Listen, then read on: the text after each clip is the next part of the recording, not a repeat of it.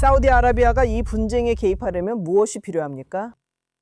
사우디아라비아 왕국이 언제 이 싸움에 들어갈지 또는 언제 혹은 무엇이 사우디아라비아의 반응을 촉발할지에 대한 확실한 답은 없습니다. 있습니다. 그리고 이 싸움에 들어가는 것은 보시다시피 연쇄 반응이고 일련의 사건들이기 때문에 우리가 실제로 일이 어떻게 전개될지 상상할 수 없습니다. 만약 사우디아라비아가 이 전쟁에 전면적으로 참전하기로 결정한다면 이란이 분명히 가장 큰 패배자가 될 것입니다. 왜냐하면 사우디아라비아는 파키스탄과의 양자 방위 협정을 발동하고 아랍 및 이슬람 세계를 동원할 것이기 때문입니다. 우리는 50개가 넘는 이슬람 국가들에 대해 말하고 있습니다. 그들의 유일한 목표는 이란을 제자리로 돌려놓는 것입니다. 따라서 우리가 가장 원하지 않는 것은 이 전쟁에 휘말리는 것이며 우리는 어떤 상황에서도 정치적 해결책을 원합니다. 이란이 자발적으로 세 가지 주요 요구사항을 포기하는 것이 최선의 결과라는 데에는 의심의 여지가 없습니다. 즉 핵심적인 문제들, 즉 민병대, 핵 야망, 그리고 탄도미사일도 포함됩니다. 미국인들과 이란인들이 이란의 명성을 회복할 수 있는 방법이 있을까요? 그리고 이 세 가지 구체적인 요구를 충족시킬 수 있을까요? 완전한 항복을 선언하지 않고도 말이죠. 그것이야말로 모든 상황 중 최선의 시나리오입니다. 한 씨는 파키스탄과 양자 관계가 시작될 것이라고 언급하셨죠. 파키스탄은 핵 보유국입니다. 물론입니다. 그건 사실이고 이제 우리는 파키스탄과 이 협정을 체결했습니다. 이것은 상호 방위 협정입니다. 그리고 이것은 이제 문자 그대로 파키스탄의 핵 우산이 사우디아라비아 위에 있다는 것을 의미합니다. 우리는 파키스탄을 매우 소중하게 생각하지만 그렇다고 해서 미국, 유럽, 그리고 다른 동맹국들과 같은 우리의 전략적 파트너들과 거리를 두겠다는 의미는 아닙니다. 아니요, 오히려 반대입니다. 사우디아라비아는 관계를 다양화하고 있을 뿐입니다. estratégicas.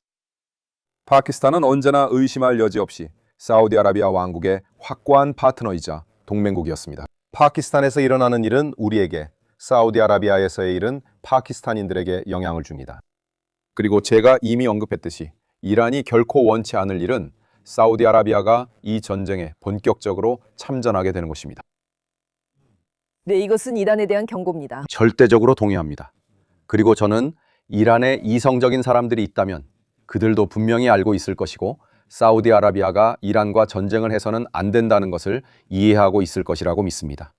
왜냐하면 그것은 문자 그대로 재앙적이고 이란 지역 전체에 완전히 파괴적인 결과를 가져올 것이기 때문입니다. 그러니까 그렇게 말씀하신다면 지금 이란과 대화하려는 관심은 사실상 존재하지 않고 사우디아라비아가 그 분쟁에 관여하고 싶어하는 것 같지도 않습니다. 그저 이것을 받아들여야 합니다.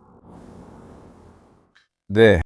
1920년 사우디아라비아 건국자 이븐 사우드가 좋은 격언을 남겼습니다.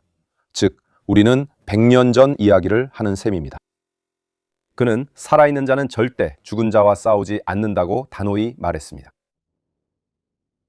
그리고 그 말의 진짜 의미는 무엇이었을까요? 그것은 더 이상 잃을 것이 없는 사람과 싸우는 개념이 실제 상황에서는 완전히 역효과를 낸다는 생각이었습니다.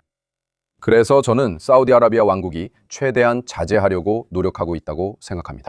우리는 애초에 이 전쟁이 우리의 전쟁이 아니라는 것을 알고 있습니다. 사실 이 전쟁은 미국이 시작한 것입니다.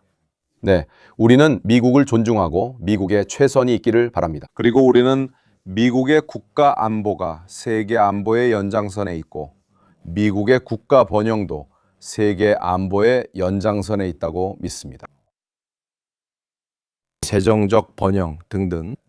트럼프 대통령이 곧 전쟁을 끝낼 수도 있습니다. 우리는 실제로 트럼프 대통령이 오랜 전쟁을 계속하는 데 주저하게 만드는 두 가지 큰 요인이 있다는 것을 알 수 있습니다. 그중 하나는 2달 후에 열릴 월드컵입니다. 그리고 두 번째는 11월에 있을 의회 선거, 중간 선거 등입니다. 그래서 어쩌면 미국은 당분간 전쟁을 중단하는 것을 진지하게 고려하고 있을지도 모릅니다.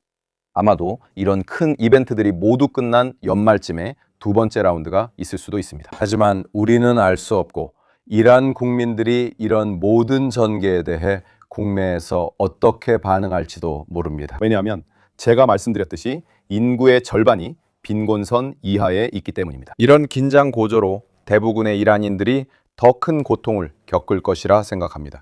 그리고 우리는 우리 자신뿐만 아니라 그동안 많은 고통을 겪어온 이란 국민들에 대해서도 깊은 우려를 느낍니다.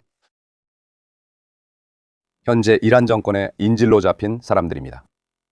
이란에 대한 분노는 이해하지만 미국에 대한 분노도 있나요? 미국을 바라보는 시선에서요.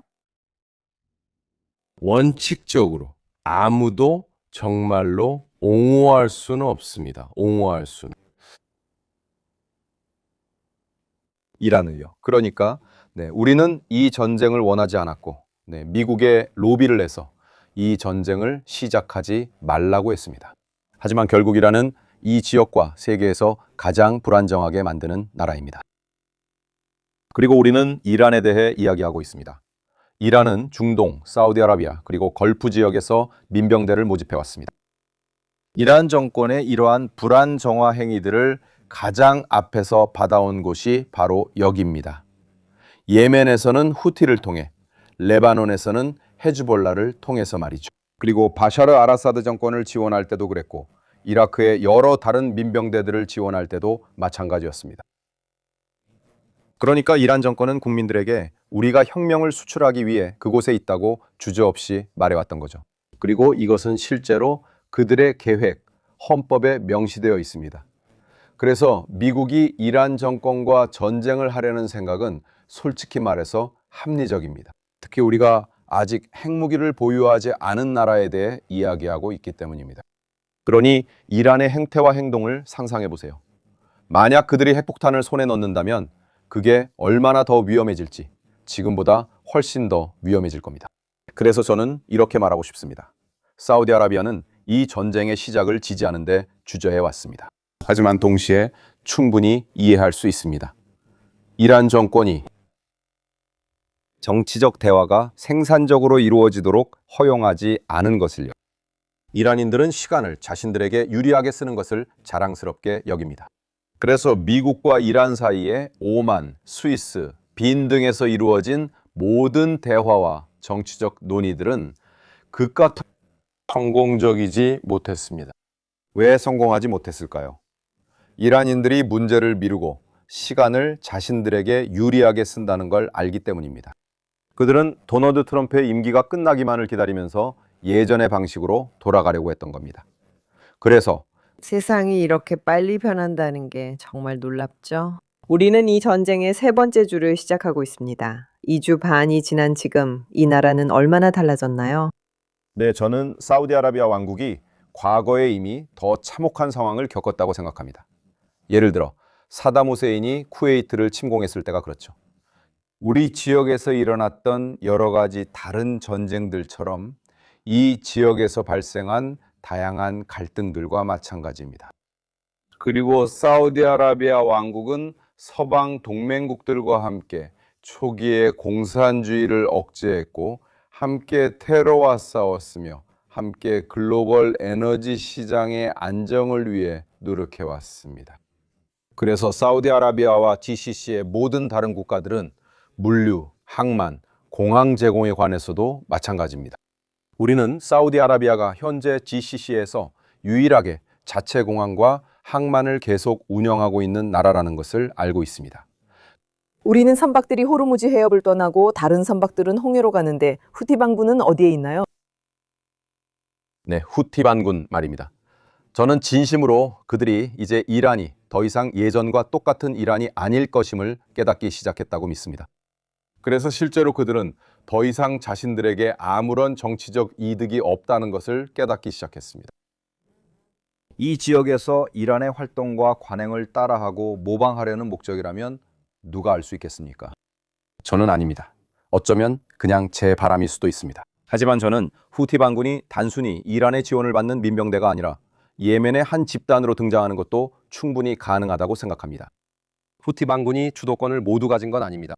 하지만 만약 그들이 홍해에서 선박을 공격하기 시작한다면 그 문제는 훨씬 더 복잡해질 것입니다.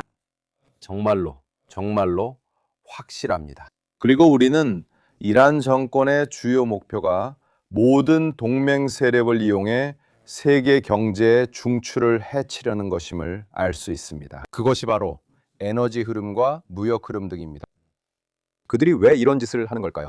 왜냐하면 그들은 서양인들, 미국인 시민들이 단순히 떠나는 것뿐만 아니라 이 전쟁의 대가, 그 고통을 직접 느끼길 원하기 때문입니다.